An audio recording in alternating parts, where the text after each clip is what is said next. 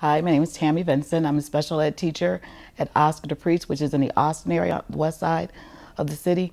I currently teach kindergarten through second grade in a low incident cluster program, so the majority of my students have profound needs. This is my 15th year, I think, in CPS. And I like kids and I like teaching. I like learning, like teaching. I'm part of the executive board, and since having joined the caucus of rank and file educators, I found that advocacy for our students and for our communities, it's necessary. It's something that's really important. But I also believe that we are professionals, and a lot of things that are going on now are trying to deprofessionalize educators. And my belief is that if we're not going to, advocate for ourselves, who will? So I did that in terms of advocacy for my profession, for my students and my community.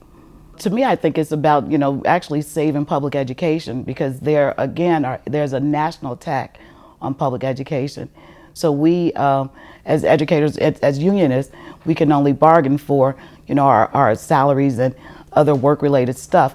But if we're not prepared to bargain for, the sanctity of public education, it'll be lost. So I think, this is like the perfect storm. This is a time where, we have to take a stand or all will be lost. And I know that's kind of, but it could be a devastating time if we're not prepared to take a stand now. We should have a full-scale, citywide pushback against what's going on. It's again, we have a governor, who's, essentially a psychopath.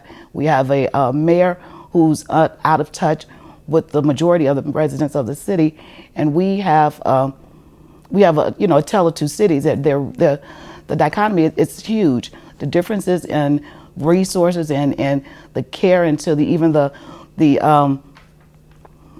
there's a sense that if you're black and brown in the city of Chicago, there's no value to you.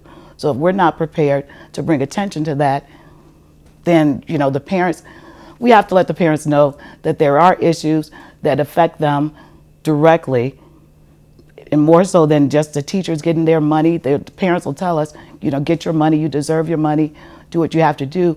But I think it's clear, we need to make it clear that our fight is also yours. So we need to do it together. If we go back to the bread and butter union issues, we are residents of the city's educators live in the city. So we're taxpayers, we're homeowners, we're workers of the city. So we create communities. We are part of communities. So we need to make it a community focus and not just a school-based focus. If people say, I don't have kids in school, but those schools are within your community. They impact your property value.